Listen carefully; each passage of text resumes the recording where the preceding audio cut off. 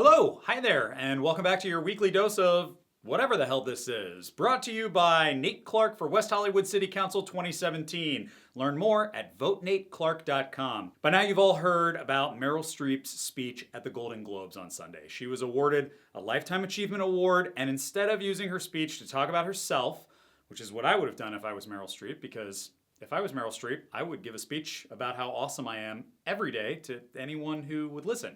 Instead of doing that, she took the opportunity to slam POTUS Trump for being a douche.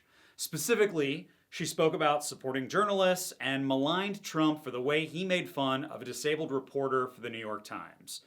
Remember when he did that? Remember what it says about his character? Remember what approving of it says about the character of Trump supporters? I do.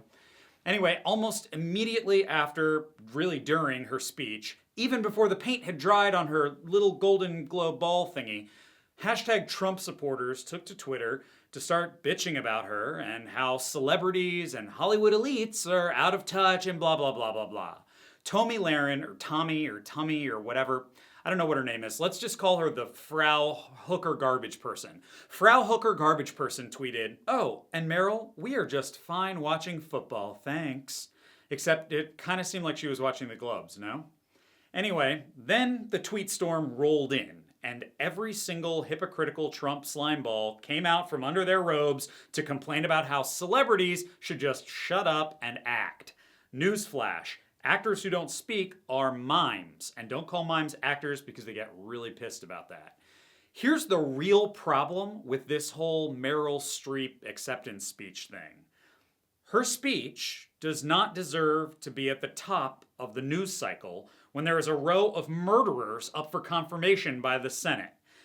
Let me preface this by saying I am a huge Meryl Streep fan. Maybe a dingo ate my baby. But everyone seemed to be obsessed with this story instead of the real story that is actually affecting us all. Confirmation hearings, among other things.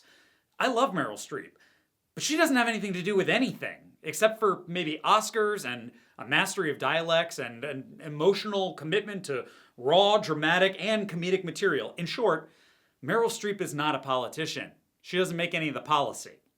The whole thing speaks to what's wrong with America, in my opinion.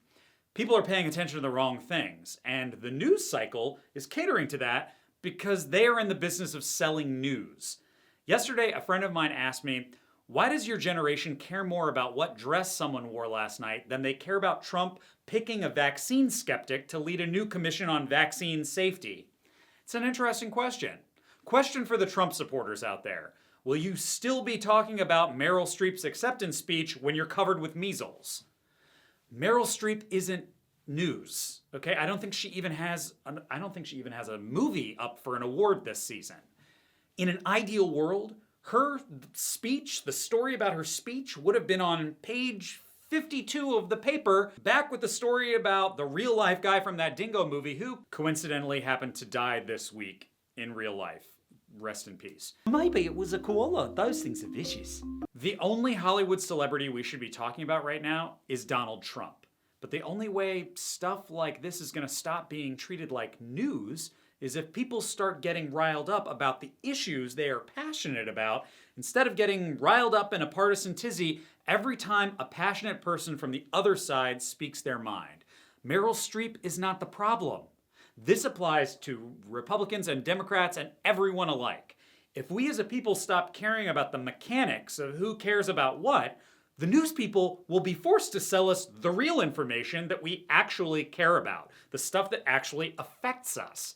Everything besides that is just a distraction so that corporations can sell us stuff we don't need and trick us into eating poison that destroys our bodies and fucks with our self-esteem so that we buy more stuff as a substitute for our own lack of self-worth. Every time you tweet about Meryl Streep, you are feeding the distraction machine, and we are all losing. Look, I'm not trying to stifle anybody's freedom of speech. Everyone can say whatever they want, whenever they want, and God knows I fall prey to my own fair share of lowest common denominator bullshit too. But when it counts, like now, when everything is up in the air, maybe take the time to share your own well thought out, passionate position on an important issue instead of cutting down someone else for sharing theirs. If you don't want to listen, don't listen.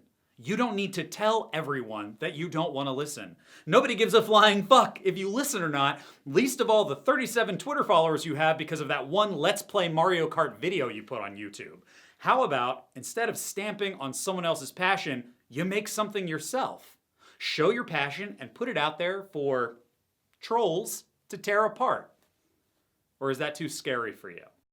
Sorry if this video was a little more passionate than it was funny. Feel free to troll me down below if you have a complaint. Otherwise, you can find me on Twitter @Nate Clark, and I'll see you next time. Thanks for watching.